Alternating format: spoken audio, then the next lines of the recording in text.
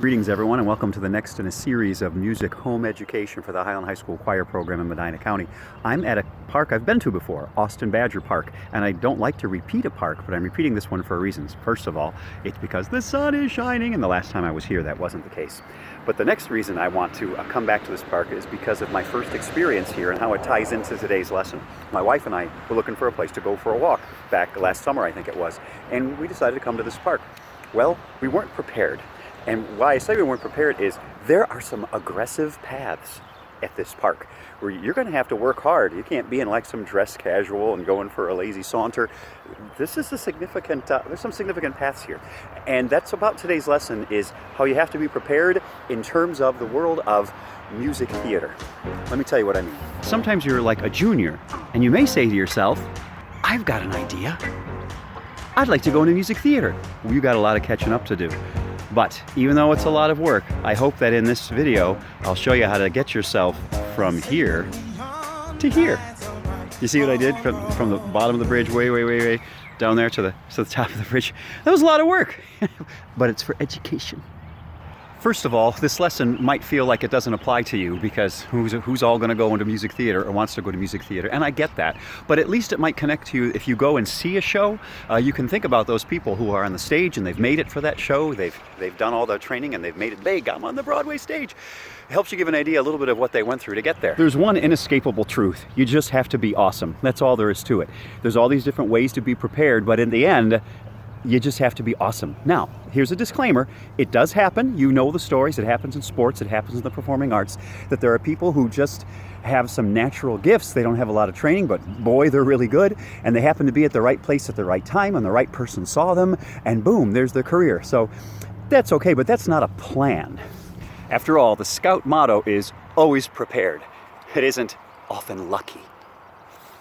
So how do you get awesome? Well, you realize that in music theater, the triple threat is acting, singing, dancing. So you get yourself trained in those areas. In dancing, take dance, especially ballet. Once you learn how to move in ballet, it informs all the other dance that you do. Also, when you take dance classes, you get used to this idea where someone shouts out, do 8 counts of this, then do 8 counts of this, then do 8 counts of this. Ready, here we go, 5, 6, 7, 8. If you've never been to a dance class, you're just not used to that. And you go to audition at a college and they're shouting out, do this move, then this move, then this move, 8 counts, ready, go. You're just not used to that environment. But if you've taken dance, you're used to it, you can process that stuff fast, and you can do it.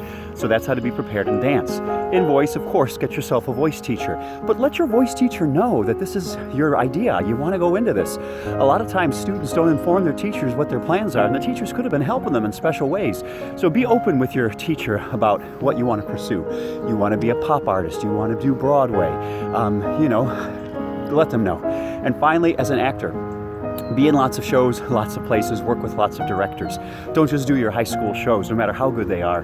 Do community theater. Around us, you can do Weathervane, you can do Beck Center, you can do Medina Showbiz. Just work with a lot of people, and then even get an acting coach who can tell you, yeah, you may feel awesome, but that thing that you're doing, it's kind of pantomimey. That thing that you're doing, it's not very believable. Try this instead. So get yourself coached. Oh, cool, look. I think I can show you some of my great gymnastics routines. Oh, okay, maybe not. Next, research colleges, especially what colleges have a connection to the Broadway scene. How many of their alumni are working professionally on Broadway? What staff have a Broadway connection? Do they do a senior showcase where their seniors get to do some performances their senior year in Broadway? Oh, wait, bicycle crossing. Okay, we're clear. Don't just look at the school's website. A lot of schools will say, we're in the top 10 of this and we're in the top 10 of that. Look at other sites too to find out which of the schools have a connection, because part of that world is about connections. And if you're at a school where a teacher thinks you're awesome and that teacher happens to be connected with some people who have some power and some pull in New York, well, then that's a good connection. So find out which schools have some kind of connection to the Broadway scene. Next, cast a wide net. They talk about top tier, next tier, and next tier. The top tier colleges, they are really exclusive because music theater is popular and a lot of kids want to go into it, and so they can be really picky. Some schools have like a 2% acceptance rate. You might hear things about a school who auditions 1,000 students and they'll take 12, 6 girls, 6 guys. So they can get really exclusive. So go for the top tier and then go for the next and then go for the next.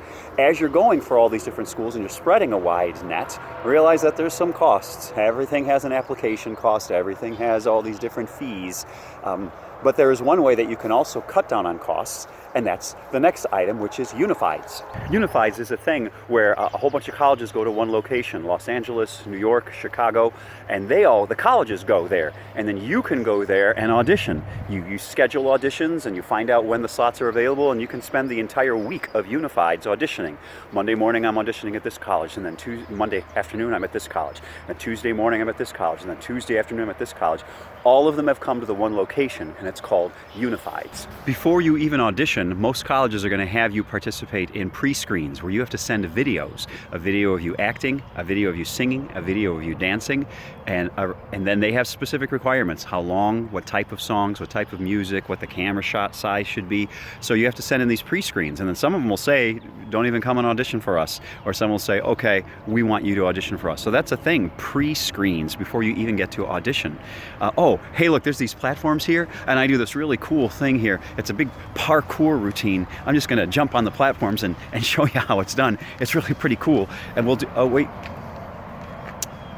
Darn it, man. It's time to audition. Keep yourself healthy. Make sure you know your music backward and forward. Be ready to be coached. Be ready for them to say, I don't want to hear anymore. Be ready for them to say, I want to hear more than what you just did for me. Have a binder ready. Have a repertoire list ready. Just be ready. That's a lot of stuff. Finally, take advantage of your resources. Parents, there is a music theater parents page where parents who have been through this before, they can talk you through some of it, and they can tell you what to look out for, things that you didn't expect. It's been a great help to us with our oldest daughter wanting to pursue music theater. So there you have it. Well, here we are. This is the week 3 of what now is supposed to be a 7-week school closure, and who knows if it's going to last longer than that. We don't know. I hope that this is a good time for you. I hope that you don't look at this time as a time of standing still, of focusing on, oh, what was, or dwelling on, oh man, what isn't, but thinking about what could be. Where are we headed? What's it going to be like on the other side of this? I look at this stream down here, this creek, and it's moving. There's nothing we can do about it. It's moving forward. And I don't know where it goes. I don't know where it's headed. I've never followed this stream before, but I know it's headed somewhere, and I'm looking forward to seeing where it goes. I hope you can feel that way about our COVID school closure. Don't think about it as what's happened in the past or how difficult things are now. Just think about where we headed. And I really look forward to seeing you on the other side of this thing. Take care.